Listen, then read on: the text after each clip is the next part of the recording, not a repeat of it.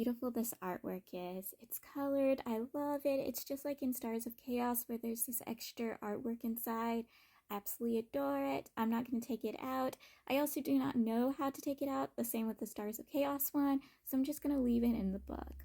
To Brush Away is actually a mixture of a cousin of the Wise Gentleman and the Wise Gentleman. So after the Wise Gentleman had passed away, the founder of the Emily country went, "No, I'm not allowing this." Ripped his soul from the underworld, kidnapped one of his cousins, and put the soul inside the cousin, making a mixture of both, and then kept the person around as his personal little puppet, his personal little plaything.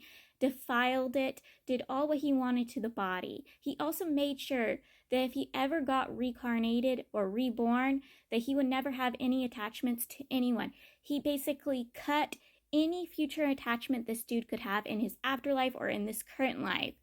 He cut it all. He cut all his bonds, all his attachments, except to him. He made sure that he would be the only person the Wise Gentleman could ever have a relationship with. He also made sure that they would have immortality, that there would be no way the Wise Gentleman could ever leave him. He also did not want to die and go to the afterlife, so he made sure neither one of them could die. Soft Jade was actually a priestess of the Emily country, and she was seeing how To Brush Away was being treated by the founder of the Emily country, and she could not stand it. She also had slowly fallen in love with him, so she decides to basically snatch him up and run off with him, trying to keep him safe and sound away from his abuser. She also got hold of something that erased the memories of everything on To Brush Away, so he could not remember all the horrible, tragic things he went through, so she could keep him safe in mind. And she continued to hide him away somewhere. She also put something in his eye. That's why he has a terrible time seeing at night with that one eye. It's because she put like the reverse pill in his eyes. It'll become important later. But yes, she kept him safe and sound for the longest time.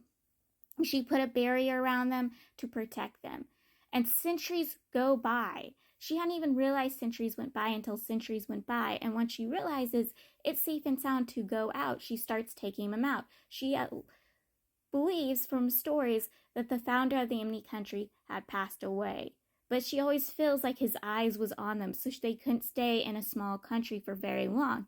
So she decides to go to the main character's country to stay there and hide. She even marries To Brush Away to protect him. Yes, she fell in love with him, but she did it mostly to protect him and keep him safe. Also, when Soft Jade did what she did to erase the effects of what was done to Brush Away by the founders of the Emily country's hands, it caused her face to be destroyed. Half her face was completely, utterly destroyed by the effects of trying to save To Brush Away from the hands of the founder of the Emily country. The person who had saved Clarence Shallow and his little brother and handed over the sword technique was not the founder of the Emily country, but To Brush Away. He had came across them in danger, saved them, passed the sword technique to them because, again, he couldn't take them with him and Soft Jade, so he left them something that they could use. That's something he couldn't use anymore himself, so he gifted it to them. And this is also the information that Soft Jade tells Clarence Shallow when she's trying to stop him, and when she showed him what was behind her veil. She tells him the truth of the events he was lied to about, and who was his actual savior.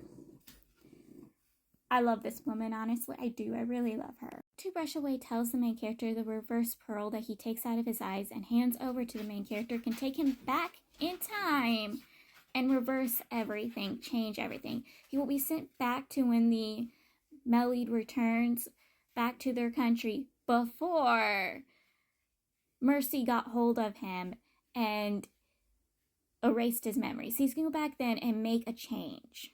And it will reverse everything. It will change everything.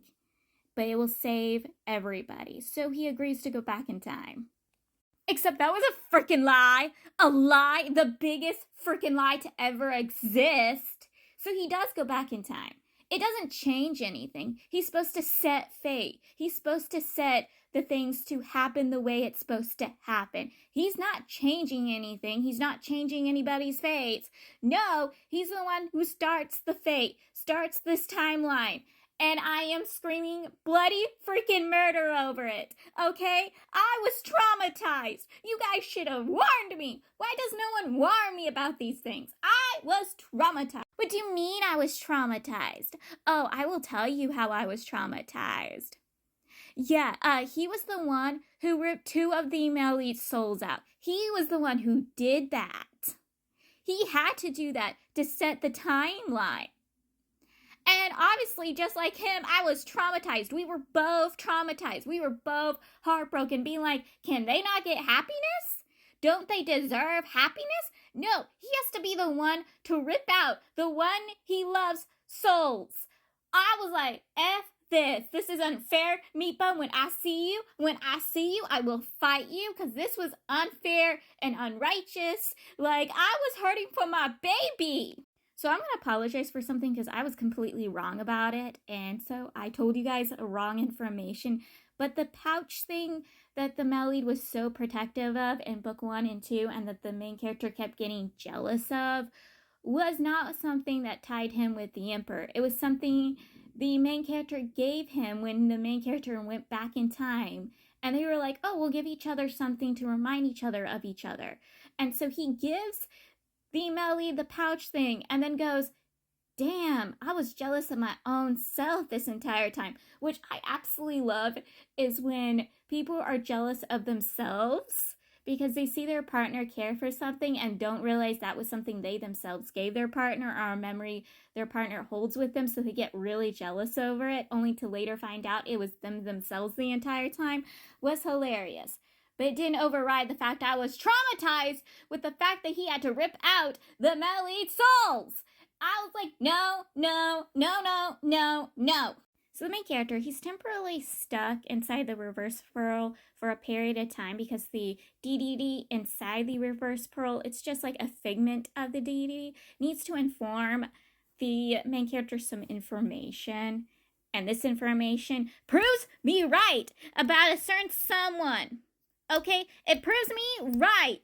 I was right from the very get-go when this character was entered, and I was going, oh, this person seems like a white lotus. This person doesn't seem like they should be trusted. I was proven right this entire time. The person the DDD warns the main character about is Yuming Lake. Yeah, Yuming Lake was a snake this entire time. Was a backstabbing snake. He finds out Yuming Lake wasn't the one who cured him of the puppeteer peel. No, it was the male lead this entire time. The male lead cured him, then handed him over to Yuming Lake. And Yuming Lake never destroyed or harmed their core for the main character. Yuming Lake just took the credit for all of that and then pretended to hurt their core. Yeah, I'm not kidding. And then everything that happened afterwards was the actions of Yuming Lake. Yuming Lake was the one who sent the assassins after Mercy. Then they were the one who also sent the person to inform the male lead about the vow of humanity. I am not kidding. They were the same person. Then the supposed master, the main character was going to take the male lead to meet that Yuming Lake told them about, was going to be Yuming Lake who was going to harm the male lead more, harm the male lead's mind more. I am not kidding. And then also the person Crane was taking the favor for, helping to mess the male lead's mind up more, was Yuming Lake. Yuming Lake did all this so the main character didn't find out. It was the male lead who helped him, not Yuming Lake. They are very much horrible.